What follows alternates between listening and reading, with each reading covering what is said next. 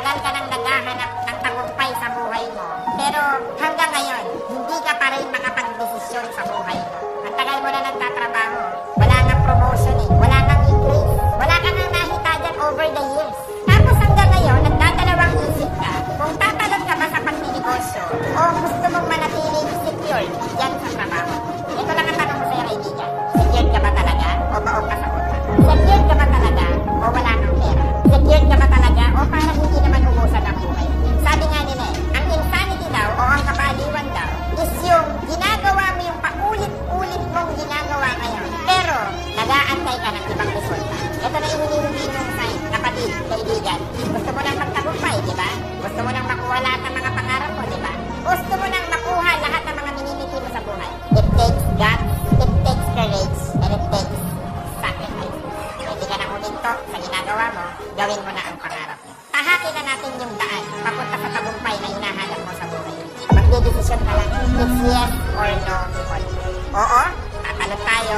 Oo, mahirap. Oo, hindi natin alam kung ano mangyayari. Oo, maaaring mag-fail tayo. Oo, maaaring mahirapan tayo. Oo, maaaring maraming masakripisyo. Pero isa lang ang sigurado. Doon, sa ginagawa mo ngayon, walang nangyari sa mahabang panahon.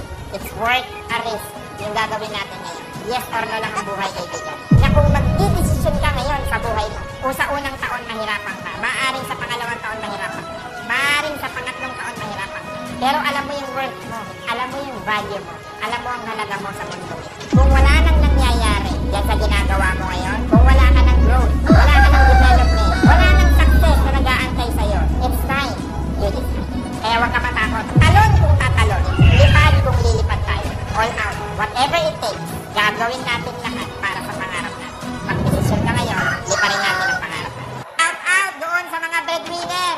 Yung kayo yung inaasahan ng pamilya ninyo na magpo-provide, magbibigay ng pera, magbibigay ng kabuhayan, magbibigay ng pambayad ng kuryente, magbibigay ng pambayad ng internet, magbibigay ng panggatas sa mga kapatid mo, magbibigay ng pera sa mga magulang mo. Shout out sa'yo, kapatid, kaibigan. Ang galing mo, ang husay mo. Gusto ko lang marinig mo ngayon na may nakaka-appreciate sa'yo. Na hindi man nagsasalita yung mga kapatid mo, hindi man nagsasalita yung nanay at tatay mo, hindi man nagsasalita yung mga tinutulungan mo, pero deep inside, they are so proud of you. Maraming salamat.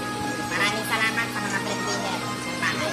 Maraming salamat sa mga patuloy na lumalaban para sa pamilya. Maraming salamat. Buwaran ka kapatid, buwaran ka magulang, buwaran ka anak. Gusto ko lang maunawaan mo bilang isang breadwinner. Napapasan pag makukuha mo rin ang mga tagumpay mo sa buhay.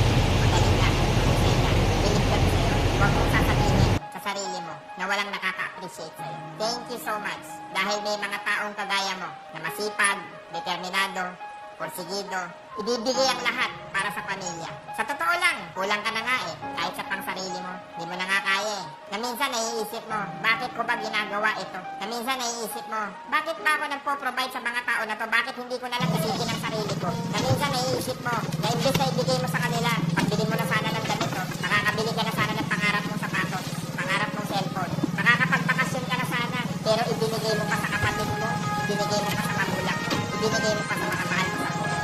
Makakabilis ka, sobrang lagit mo, idol ka namin lahat. Kaya gusto ko lang maisip at maunawaan mo kayo na lahat ng sacrifices na ginagawa mo para sa pamilya, magbubunga yan. At ang bunga niyan,